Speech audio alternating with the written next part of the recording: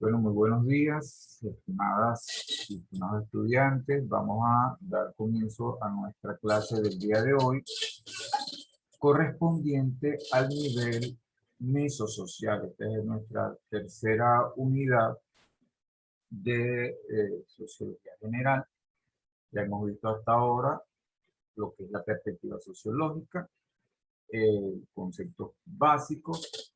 Luego, desarrollamos el nivel microsocial con los tres autores a los cuales le dedicamos de manera de ejemplo. Sabemos que no son los únicos, pero son los que hemos seleccionado para desarrollar la mirada desde la perspectiva microsocial. En este caso, Max Weber, que lo vimos en esa unidad y seguramente lo vamos a seguir viendo en el resto de las unidades.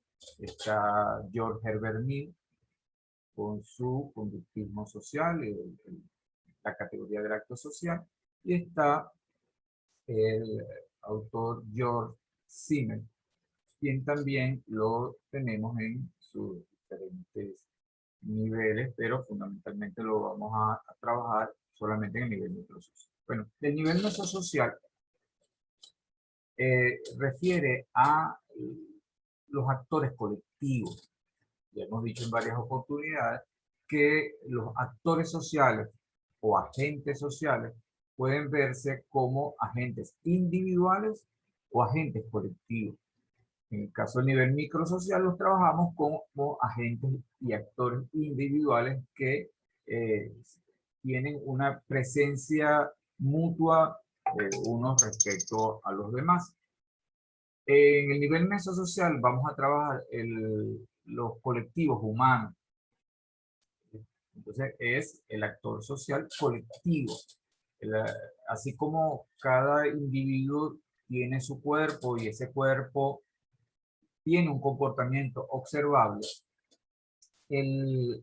los actores colectivos se comportan como una unidad, se comportan como un solo cuerpo. Es lo que genéricamente se habla del cuerpo social. Entonces estamos hablando de un nivel de análisis en el cual están las personas, pero no las vemos en su comportamiento individual, sino que la vemos como una unidad del colectivo. Aquí esta noción de totalidad es igual a más que la suma de las partes. Por ejemplo, si hablamos de los estudiantes de la Universidad de Carabobo, son muchos los estudiantes de la Universidad de Carabobo, pero hay elementos que hacen homogénea la pertenencia a un colectivo, no solamente desde la perspectiva formal, que sí la tiene. O sea, para ser estudiantes de la Universidad de Carabobo deben cumplirse unos requisitos de carácter formal, inscribirse, tener un expediente y comenzar a cursar siendo reconocidos como tal. Pero en la medida en que vamos relacionándonos unos con otros, vamos adquiriendo elementos de identidad. Hay una identidad colectiva que nos hace de alguna manera diferenciables con respecto a los estudiantes del mismo nivel universitario, quizás de la UNEFA, quizás de la Universidad Central de Venezuela. Allí entonces ese gran cuerpo social va a tener esa identidad y va a ser entonces un colectivo humano, un actor social. Por supuesto, en la medida en que ese colectivo humano tiene mayor regularidad en la interacción, va a hacer más fuerte la identidad. Entonces nosotros vamos a trabajar este nivel desde un mínimo de identidad, desde un mínimo de roce social hasta el máximo de roce social. Aquí estamos apelando nuevamente a la noción de continuum, un continuum entre un mínimo y un máximo. Así entonces, en este nivel vamos a trabajar A ver, no, está pasando allí vemos gráficamente diferentes cuerpos sociales, digamos, colectivos más pequeños, colectivos más amplios y bueno, hasta justamente los más amplios.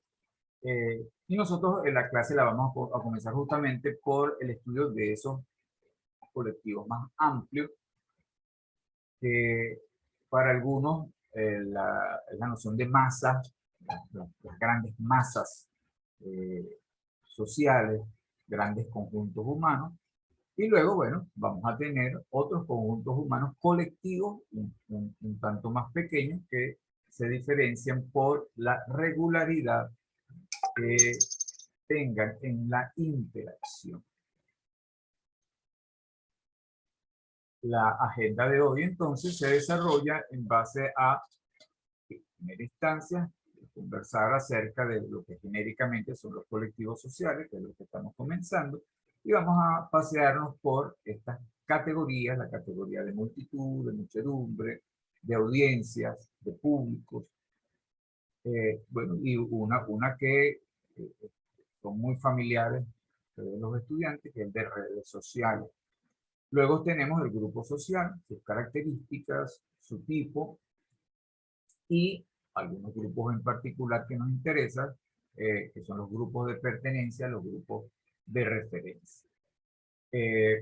Luego vamos a avanzar hacia una categoría muy, pero muy importante en sociología, que es la de la institución social y su diferenciación desde la perspectiva sociológica con respecto a otros colectivos y a otras categorías sociológicas, e incluso la diferenciación entre la noción de institución social que maneja la sociología y la que manejan otras disciplinas, como es el caso del derecho. Siguiendo, ahí ustedes van viendo que vamos, es como emergiendo desde el grupo que vimos acá en el grupo, cada uno de los grupos estos concretos, pasamos a las instituciones, que son un nivel un poquito más abstracto, hacia otro tipo de colectivo humano, la organización social y finalmente la sociedad como gran colectivo humano y en sus diferentes expresiones dependiendo del territorio que se ocupe y la amplitud, y allí se cuela otro concepto que está en la intersección entre los intereses de la antropología y de la sociología, que es la noción de cultura, el elemento de la cultura, entonces amalgama a los miembros de una sociedad y diferencia a los miembros de una sociedad respecto a los miembros de alguna otra sociedad. Entonces, esto es la agenda que vamos nosotros a desarrollar en el día de hoy. Vamos a ver hasta dónde podemos avanzar en el desarrollo de esta tercera unidad. Lo que quede pendiente lo desarrollaríamos la próxima clase, es decir, la próxima semana. La preocupación por el tema de las masas y colectivos sociales tuvo su auge desde el siglo XIX y ha sido en función de la evolución misma de la ciencia, digamos. Recordemos que la cultura y el conocimiento son elementos de carácter acumulativo, van habiendo innovaciones, van habiendo nuevos descubrimientos, van surgiendo nuevas categorías. Ya en el siglo XIX se preocupaba fenómenos como el de la Revolución Francesa, generó una preocupación sobre el tema de cómo ocurre que los individuos actuando juntos van a tener una, en ese conjunto como cuerpo, un comportamiento generalmente irracional. Generalmente irracional. Allí hasta nos emparentamos un poco con esos otros conjuntos de otros animales. Pensemos en las bandadas de aves, pensemos en los cardúmenes de peces, pensemos en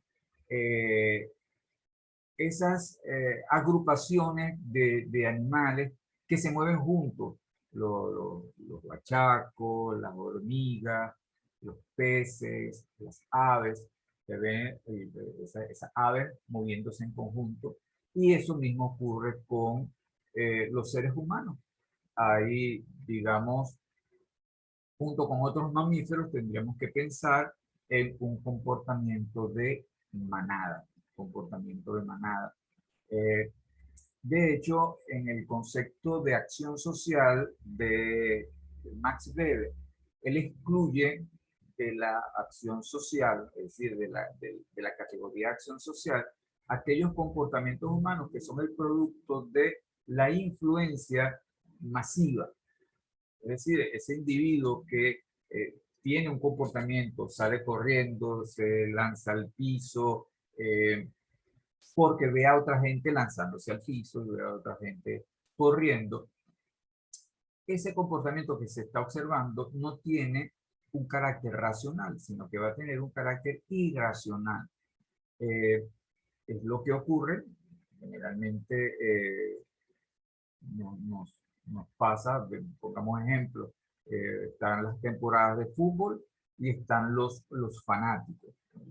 Ese comportamiento de los fanáticos,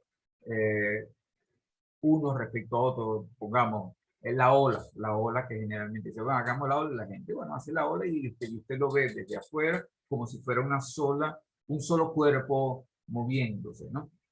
Allí hay un influjo de esa masa en el comportamiento de cada uno de los miembros de lo que está en esa masa, pero más ejemplificantes son situaciones en las cuales se está en una reunión con muchísimas personas y alguien, bueno, tiene una reacción de miedo, de terror, alguien grita, hay una explosión, la gente sale corriendo y esa reacción colectiva, entonces, es como un gran animal moviéndose.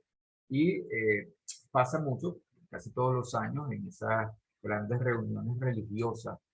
Pasó recientemente en Israel, pasa también en Egipto, y bueno, nos ha pasado a nosotros también en Venezuela, en conciertos o en, recordemos, a inicios de año se da acá lo que llaman la procesión de la Divina Pastora, ¿no? Y pudiera ocurrir que esa masa humana se vea influida por el temor, por el miedo, y hay una reacción colectiva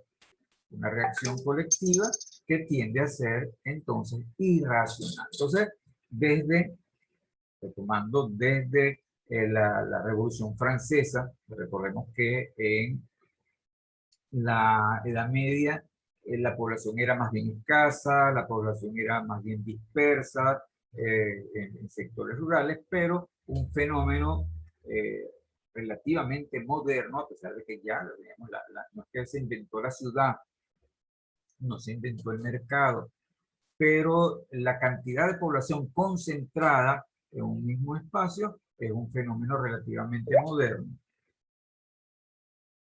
Es un fenómeno relativamente moderno y por eso la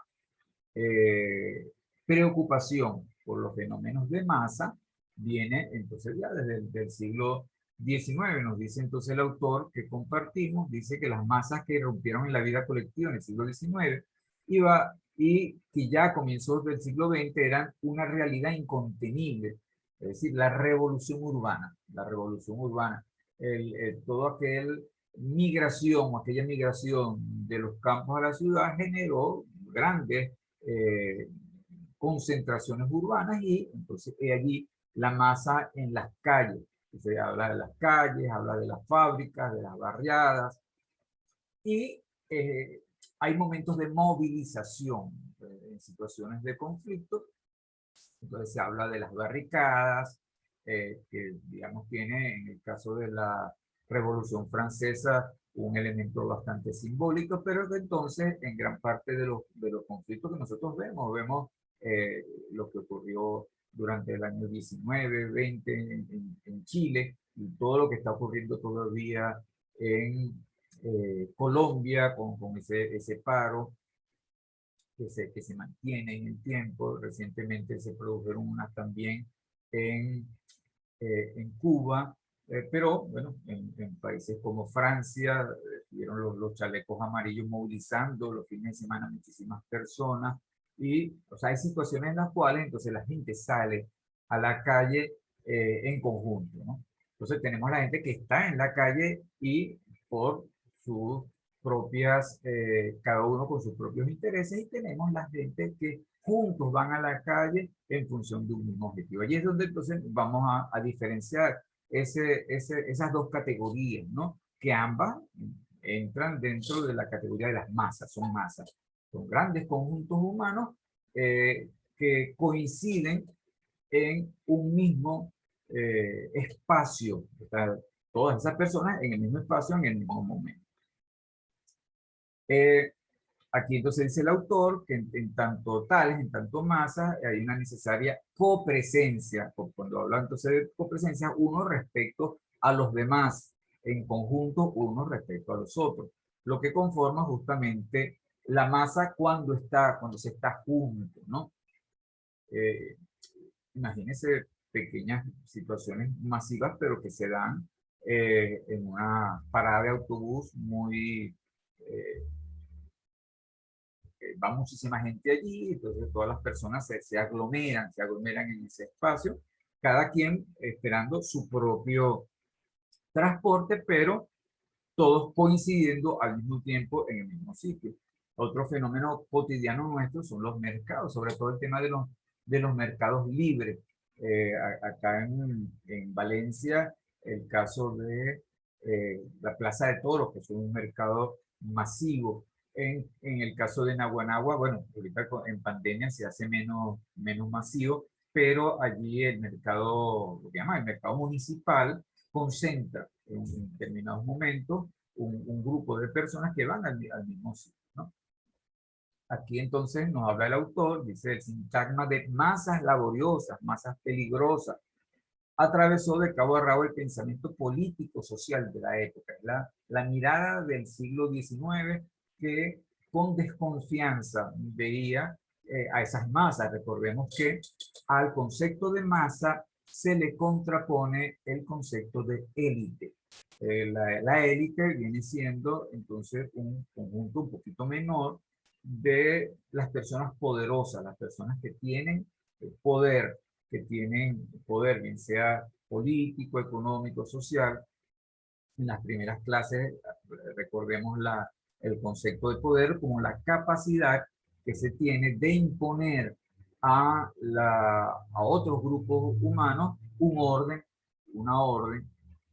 Eso es poder, y ese poder puede ser legítimo o ilegítimo.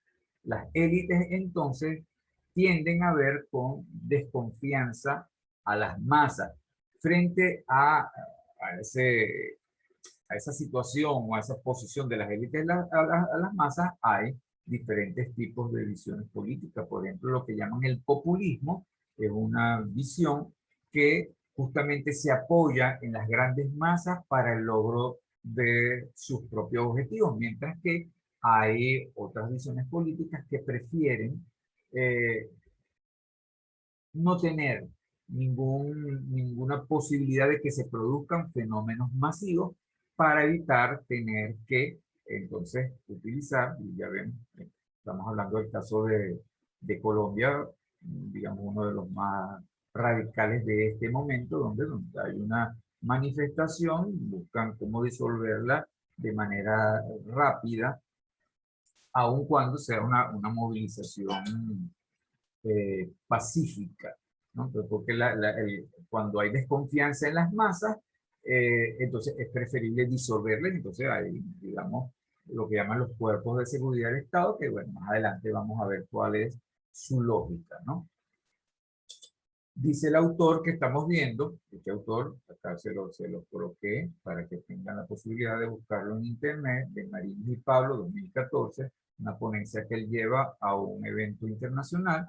Dice que las masas que empiezan a problematizarse desde mediados del siglo XX en adelante, tiene otra connotación. O sea, ya no es el mismo fenómeno masivo de personas todas unidas en un mismo sitio, sino que estamos hablando de situaciones donde hay menos presencia física. Las vamos a ver entonces en los conceptos que vamos a diferenciar a continuación, ¿no?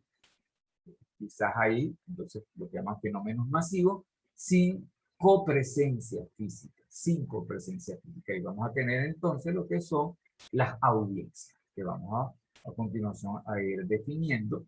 Entonces tenemos conjuntos humanos que están en diferentes territorios, pero tienen la capacidad y la propensión a reaccionar de una manera similar ante mensajes similares, ante estímulos semejantes, ¿no?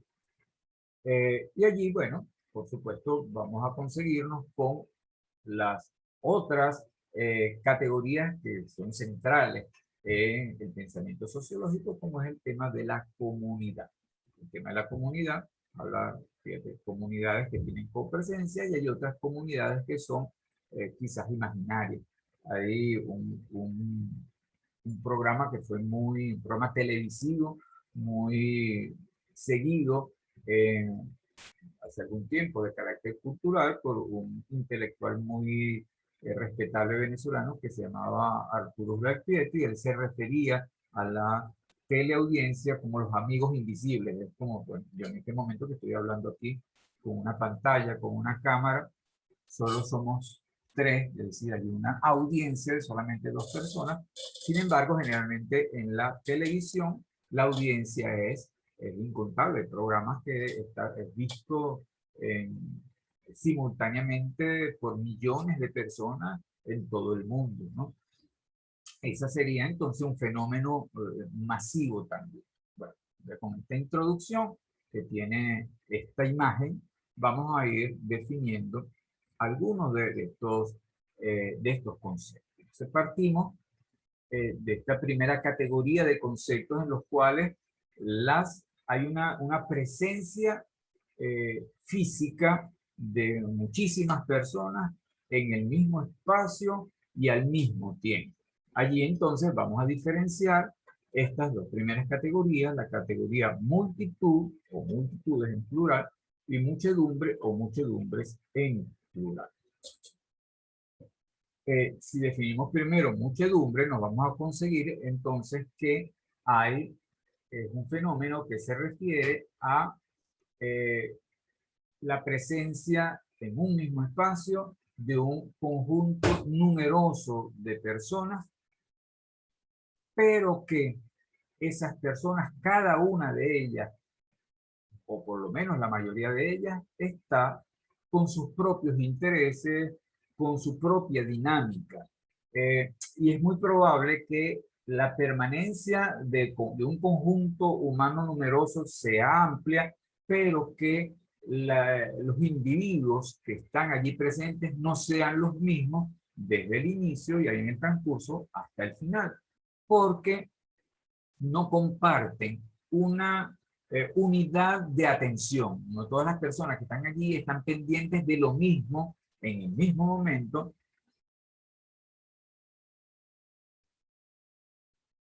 sino que cada una de esas personas va a estar pendiente de su propio interés y de su propio asunto. Entonces, ya mencioné un ejemplo de esto, lo traigo a colación, el caso de esos mercados multitudinarios, donde va muchísima gente. Usted podrá ir entonces allí a el mercado de la Monumental, y bueno, desde las 5 y 6 de la mañana ya hay muchísimas personas durante todo el día, pero lo más probable es que las personas que fueron a las 7, recorrieron, hicieron sus compras y se fueron, va llegando nuevas personas y hay una circulación de las personas, es decir, se mantiene la masa, pero esa masa no tiene a los mismos individuos componiendo los que fueron a las 7, 6, 8, 9, 10, y así sucesivamente sin disolverse la masa, va habiendo una circulación. Lo mismo ocurre en el caso de los alrededores del metro, las llamadas horas pico del transporte, se van constituyendo muchedumbres, personas que están allí buscando trasladarse, pero cada una de ellas a su propia ruta, a su propio sitio. Yo voy al trabajo, yo voy de compra. Eso entonces sería las muchedumbres. Y por supuesto son de muchos tamaños, dependiendo.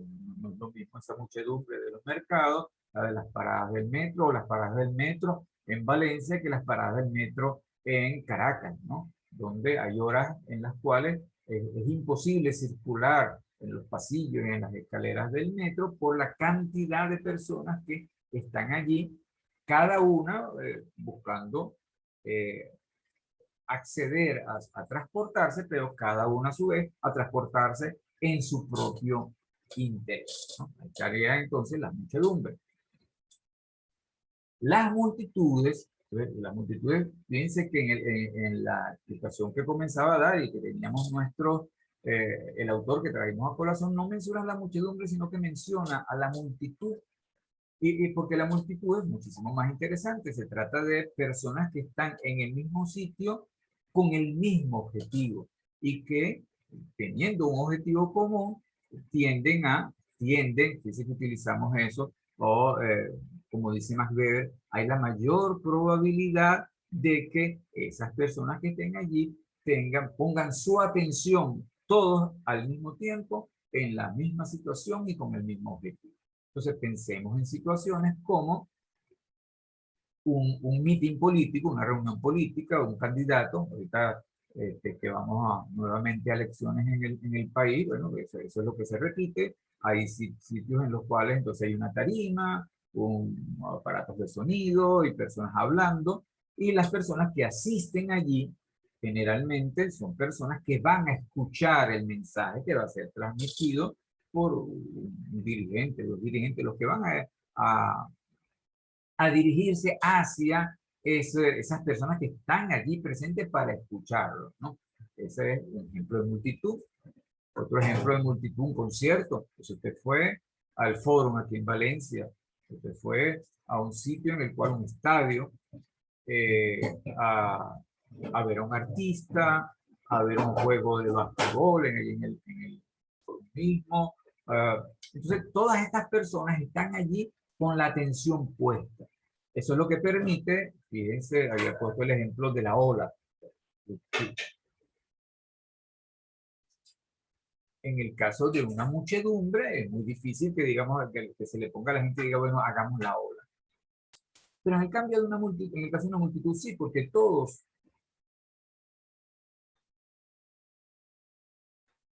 el comportamiento del computador se instala de segunda mano, está tratando de comportarse por sí mismo, está abriéndonos acá la agenda del Zoom. ¿Está?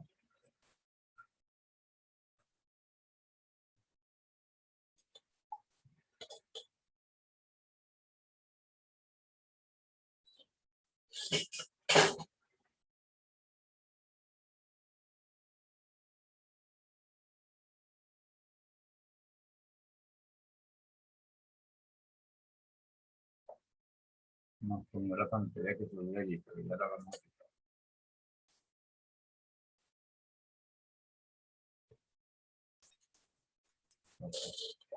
Continuando, entonces les decía que es más probable entonces que se le pida a esas personas y reaccionen juntos, en los conciertos de rock, brincando, todos brincando, les pide el artista que digan algo y todos responden al mismo tiempo. En el meeting les pide el dirigente que digan algo, que griten una consigna y todos o casi todos responden al mismo tiempo. Entonces esa es la multitud. Entonces la multitud se caracteriza por tener la atención puesta en un mismo sitio y al mismo tiempo, y eso genera lo que conceptualmente se ha dado en llamar unidad psíquica, unidad psíquica. Y allí entonces se parece mucho más esa masa a un cuerpo colectivo, aun cuando, fíjense bien, tanto en las muchedumbres como en las multitudes, pudiera darse reacciones irracionales como las que mencioné anteriormente. Es decir, el caso de que alguien empieza a dar gritos, incendio, fuego, auxilio. Entonces, tanto en la muchedumbre, ese montón de gente que está en el mercado que escucha a esa persona diciendo algo, como en la multitud, pudieran entonces tener una reacción colectiva, una reacción irracional colectiva de movilización, de movilización. Movilización que puede ser eh, defensiva o puede ser ofensiva. Defensiva en caso tal de que sienta a esas personas que están siendo atacadas. Eh, Pongamos el caso de una manifestación en la cual dan la orden a los cuerpos de seguridad a disolver y entonces empiezan a lanzar los gases lacrimógenos. La gente, entonces, algunos se dispersarán, pero otros reaccionarán contra quienes los están atacando, ¿no? Entonces ahí habría, digamos, una visión defensiva. Y la visión ofensiva es cuando, bueno, si esas personas ya vienen preparadas para entonces generar situaciones de destrucción, que va con botellas llenas de gasolina, de combustible, con un esparadrapo, y eso es una bomba molotov, y las llevan eh, preparadas, pues ya vienen predispuestas a una reacción violenta o a una acción violenta. Pienso que no es lo mismo una acción que una reacción. La acción entonces cuando ya está planificado y toman la iniciativa de generar el disturbio. Esa es una acción destructiva. Nosotros la vivimos aquí en nuestro país en el año 2014, luego en el año 2017, acciones muy destructivas de grupos en determinadas movilizaciones, que eran multitudes, de las movilizaciones y de esa multitud, un grupo más pequeño generalmente, entonces realiza la acción violenta y convierte entonces la multitud en, pudiéramos hablar de otro tipo de realidad, como lo que ocurre entonces con fenómenos masivos violentos, ya de carácter violento. Entonces ahí hay, digamos, algunos que lo planifican, lo ejecutan, pero las masas generalmente tienen una reacción eh, irracional, irracional ante esa situación. Bueno, la gente sale corriendo, la gente se tira al piso, la gente busca salvarse, aquel sálvese quien pueda ante lo que está siendo, digamos, atacado o ante la situación que se está presentando frente a él, ¿no? Entonces ahí tenemos multitudes, muchedumbres, como conjuntos humanos, grandes conjuntos humanos que tienen presencia en un mismo sitio al mismo tiempo. Esto entonces piense que coincide con lo que el autor que estamos compartiendo llama a los fenómenos masivos preocupantes desde el siglo XIX y las primeras décadas del siglo XX. Pero con los desarrollos tecnológicos se generó la posibilidad de que las masas estuvieran dispersas, de que las masas no estuvieran necesariamente en el mismo sitio y al mismo tiempo. Pensemos entonces en uno de estos inventos de mucha importancia, como es el caso de la radio. O sea, la radio, justamente inventada ya a finales del siglo XIX, las primeras versiones, que se fue desarrollando hasta las versiones que tenemos nosotros en la actualidad, permite que se genere desde un mismo lugar un mensaje que va a ser seguido por muchísimas personas. Entonces allí se genera la posibilidad de este otro concepto que llamamos las audiencias. Audiencias o los públicos. Audiencias o públicos vienen siendo sinónimos, vienen siendo sinónimos del otro. Entonces, en el concepto de audiencia, lo que se toma en cuenta es que tenemos un conjunto de seres humanos que pueden o no estar presentes. Pueden o no estar presentes. Aquí estamos haciendo el énfasis en el caso de los que no están presentes, pero hay públicos presentes. Es decir, allí la noción de público coincide con la de multitud. La noción de público. ¿Por qué? Bueno, porque en el caso de esta categoría, el elemento clave está en que las poblaciones, en este caso esos conjuntos humanos, tienden a reaccionar de una manera determinada ante ciertos mensajes a los cuales otros grupos humanos no reaccionarían de la misma manera. Soy más específico. El caso del deporte. ¿Quiénes siguen el deporte? Y del deporte, ¿quiénes siguen el fútbol? Entonces, generalmente, fíjense que ayer hablamos incluso de probabilidad. Hay mayor probabilidad de que quienes sigan al fútbol sean personas de género masculino, jóvenes, pero también personas maduras. Es más probable que haya, o sea, es menos probable que haya mujeres y menos niños y niñas que sigan al fútbol. Menos probable, no decimos que no lo haya. Pero eso, fíjense bien, el concepto de audiencia y de público es el que justifica la existencia de la mercadotecnia. Y la mercadotecnia como esa ciencia, como esa disciplina que distingue entonces entre los diferentes públicos, las diferentes audiencias, y dirige mensajes en función de ellos, ¿no? Entonces, tenemos el primer ejemplo, el tema genérico del deporte y del fútbol, pero podemos hablar, por ejemplo, de determinado tipo de propaganda. Por eso usted verá que en los programas de fútbol va a haber publicidad para determinados productos que están dirigidos justamente a personas con unas características. Pongamos otro ejemplo, el caso de las telenovelas. ¿Quiénes son los que tienen mayor propensión? ¿Cuáles grupos humanos tienen mayor propensión a verlo? O sea, ahí sí, mujeres de cierta edad, o sea, jóvenes pero no tan jóvenes, y amas de casa son las que van a tener mayor propensión,